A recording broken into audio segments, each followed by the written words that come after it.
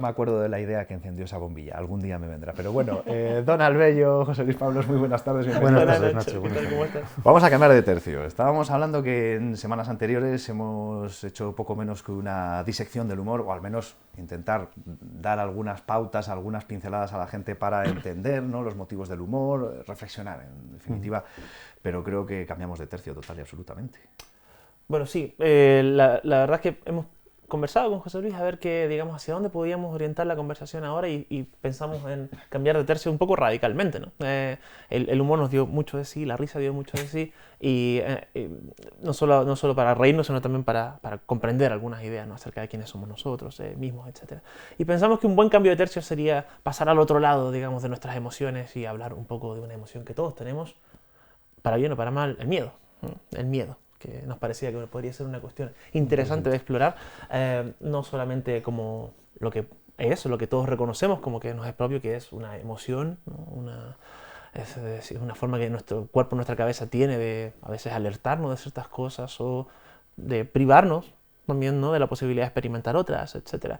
Pero en sí es una emoción que todo el mundo siente y que tiene varias, yo diría, ramificaciones interesantes de explorar y sobre las cuales podemos conversar. Claro, a mí me vienen un par de reflexiones. La que he oído siempre: el miedo es libre, aparte de subjetivo, ¿no? Efectivamente, el miedo es libre, y claro, nadie lo puede controlar. Y es verdad otra cosa, que es que además lo he visto hace poco en una película que decía así: todos tenemos miedo, pero precisamente por eso es donde sale a relucir el valor, ¿no? Si te enfrentas a algo a lo que no tienes miedo, eso no es valiente. Lo valiente es enfrentarte a aquello que temes, ¿no? Pero bueno, que eso ya quizás nos estamos pasando todavía al otro lado de la frontera, ¿no? Sí, hay como una definición un poco estándar de que pues el miedo es una especie de sensación de angustia, en principio una sensación negativa, vamos a decir, provocada por un peligro, y dice la RAE, real o imaginario. Y eso es interesante porque hoy vamos a hablar un poco de eso también, ¿no? Como a qué tenemos miedo o por qué. Y no todos son cosas racionales o reales. También podemos tener miedo a cosas que realmente no están pasando y en nuestra cabeza creemos que sí van a pasar o que están pasando. Tal. Entonces, real o imaginario cambia mucho la situación. Incluso es tan paradójico, ¿no?, la situación del miedo, que es real o imaginario, pero incluso de cosas que pueden haber ocurrido o no en el pasado también, ¿no? Nuestra cabeza nos juega... No solo lo que esté por venir. Lo que esté por venir, sino reconstrucciones, veces... exacto, construcciones o reconstrucciones que hacemos de nuestro pasado que no necesariamente tienen que haber ocurrido, ¿no? En ese sentido, los sueños nos juegan malas pasadas, ¿verdad? Llevo una semana, llevo a mi pequeña Paula, quien saludo, mi hija, llevo una semana con una pesadilla recurrente que no le acerca de cosas que no le han ocurrido nunca. Y sin embargo, en su cabeza se van montando imágenes, ideas en su subconsciente, en la zona límbica, dirían los biólogos, digamos, que montan una película en su cabeza que no tiene ninguna correlación con la realidad. Y sin embargo, nuestro sistema, nuestra cabeza, nos pone estas imágenes ahí con algún propósito que no siempre somos capaces de identificar, ¿no? A veces puede ser nuestra imaginación, a veces puede ser, iba a decir, el cine hoy día, por poner un ejemplo. Sí. A mí, es que además esta mañana lo hemos estado comentando, aracnofobia. Yo tenía cierto, no voy a decir que tuviese aracnofobia, pero bueno, claro, ni siquiera había visto la película. Pero con el anuncio y 3 imágenes, caldo de cultivo perfecto, Es ¿no? muy mala, por cierto.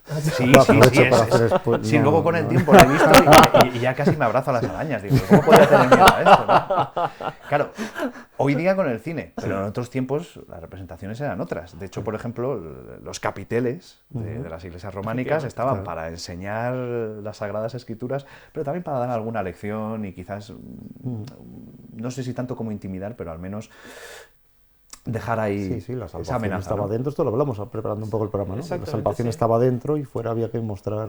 Por vía de contraste, ¿no? A propósito de pasar el anuncio para tu banda. Siempre sale contraste en este programa, yo te lo agradezco. Claro, la explicación en el caso de los capiteles y las gárgolas, ¿no?, que son también imágenes típicas en el periodo gótico, una de las ideas que está detrás de eso no solamente es ornamentación, no solo mostrar, digamos, por vía de ornamentar las iglesias, sino mostrar el mal por vía de contraste, ¿no? Y de modo que uno se pueda encontrar dentro de la iglesia, ¿no?, un refugio de aquellas cosas que te esperan fuera de ella, ¿no? Y esto es, y por tanto, ingresar al cielo en la tierra, ¿no? Son representaciones terrenales del cielo, y por fuera está el mal, lo malo, lo que no alcanza a entrar en el paraíso. Y claro, la idea es métete en la iglesia porque el miedo que te produce una imagen de ese tipo pues puede haber paralizado más que una... Pensando un poco sobre el programa, veíamos que el miedo es una emoción universal y que se manifiesta en de muchas formas y en muchas manifestaciones artísticas también, ¿no? Entonces queremos un poco hacer un análisis de cómo se representa el miedo en diferentes representaciones artísticas y manifestaciones, ¿no? Y vamos a hacer un análisis sobre ese tema, ¿no? No sé si muy conocida, quizá más bien reconocible. Y esto al final forma parte de la obra de Goya y sobre todo de una época pasada en la que, claro, para transmitir un mensaje quizás había que ser mucho más directo también, ¿no? Bueno, el caso de lo que tienen ahí es una de las, creo que es el grabado 43, creo que es el número, si mal no recuerdo, de Goya, de la serie de Los Caprichos, que se llama, que es una serie de grabados que hizo era aragonés, ¿no? El pintor aragonés, donde lo que quería hacer en toda la serie de las representaciones era representar justamente la sociedad de su época, ¿no? El oscurantismo de su época. Es una forma de meterse con la Inquisición, en el papel de la Inquisición, todavía en una época relativamente avanzada, ya entrada la Ilustración en el resto de Europa, pero en España aún no de manera plena, ¿no? De modo que es una forma de mostrar que el país en el cual Goya está viviendo de todas maneras sigue siendo un país oscuro, oscurantista en alguna medida. Y eso, bueno, al final pues él se arrepintió de la venta de estos grabados y, entre otras cosas, por el miedo a la Inquisición. Eso fue una cosa. Pero lo que la imagen representa es interesantísimo, porque la famosa inscripción que tiene abajo a la izquierda, ¿no? Que se supone que el hombre que está ahí es Goya mismo, uno podría pensar por los elementos que tiene sobre la mesa. En la inscripción dice: el sueño de la razón produce monstruos, ¿no? Y uno ve en el fondo de la imagen una serie de... A Batman. A Batman, por ejemplo. Perdón, es que... A Batman, una lechuza, ¿no? Un gato abajo con cara... Bueno, por alguna razón los gatos tienen esas miradas frías, ¿no? Humanizadas incluso, ¿no? Incluso humanizadas, sí. Y el punto que hay dos grandes interpretaciones de esta imagen. Bueno, hay más de una, ¿no? Pero hay más de dos, perdón. Pero dos son como particularmente interesantes para efectos de lo que estamos hablando aquí. ¿Qué es lo que hace el miedo, ¿no? ¿Qué es lo que hace el miedo? El sueño de la razón, ¿no? De cuando nuestro raciocinio, cuando dejamos de pensar, y por tanto dejamos de pensar y se abre la ignorancia como principal efecto del sueño de nuestra razón, ¿no? Produce monstruos, nos da miedo, ¿no? Cuando no conocemos algo, y es una frase conocida, esta la idea de que la ignorancia es realmente la causa del miedo. Los miedos los tenemos en la medida en que no entendemos qué es aquello que tenemos al frente. De modo que cuando dejamos de pensar, ¿no? Surgen estas criaturas fantásticas, ¿verdad? Que son, atemorizantes. Y la segunda es las posibles interpretaciones de esta, que podría ser interesante y que podemos explorarla más adelante también, es que el sueño de la razón produce monstruos, pero sueño ya no entendido como quedarse dormida, que la razón se quede dormida, sino más bien que empiece a soñar demasiado, ¿no? Que la razón, por decirlo así, se ensoñezca y genere, por decirlo así, más que lo que debería estar autorizada a producir.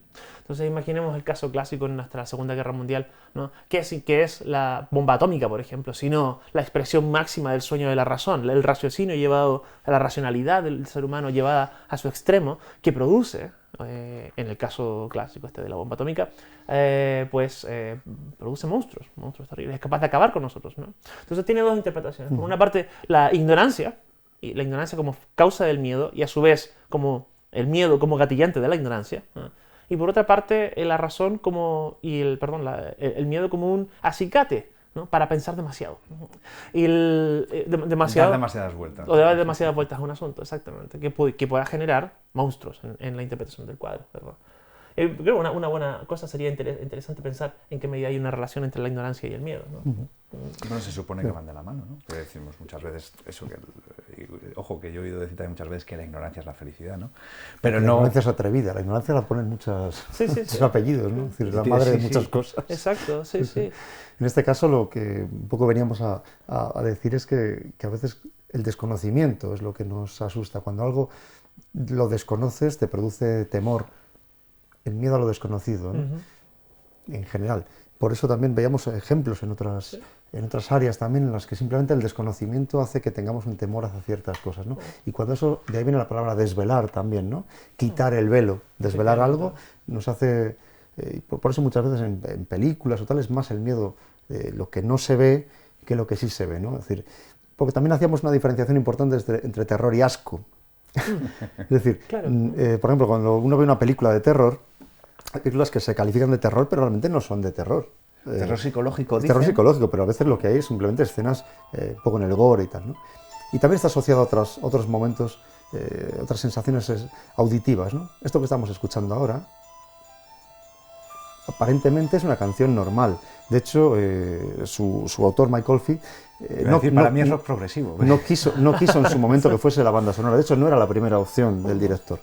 Hubo otra opción de un argentino, que tengo por aquí apuntado, que se llama Lalo Schifrin, que hizo el tráiler original, se hizo con esa otra banda sonora, que la está escuchando esta tarde y es demasiado terrorífica, o sea, es demasiado... O sea, si alguien quiere buscar, lo puede buscar, Lalo Schifrin, El Exorcista, y era el tráiler original, y hubo problemas en los estrenos de ese tráiler y se sustituyó por la banda sonora de Mike Oldfield.